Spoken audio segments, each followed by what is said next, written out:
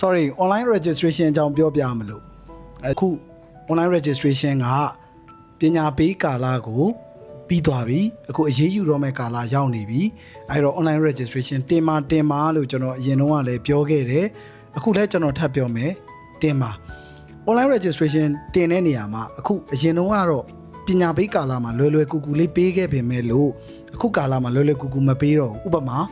ကားတို့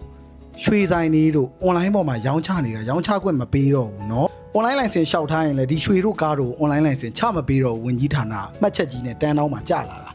ရွှေဈေးနှုန်းမငြိမ်သက်ပါသဖြင့်ကားဈေးနှုန်းမငြိမ်သက်ပါသဖြင့်ဆိုပြီးတော့ online registration ကိုချမပေးတော့အဲ့တော့အဓိကအရေးအကြီးဆုံးကဘာလဲဆိုတော့ခင်ဗျားတို့အစားတောက်ရှောက်ရင် FDA လက်မှတ်ရှိရမယ်ရွှေဆိုင်နောက် jewelry ဆိုင်ရှောက်လို့ရှိရင်တတ်တူတင်ဝင်ကြီးဌာနခွင့်ပြု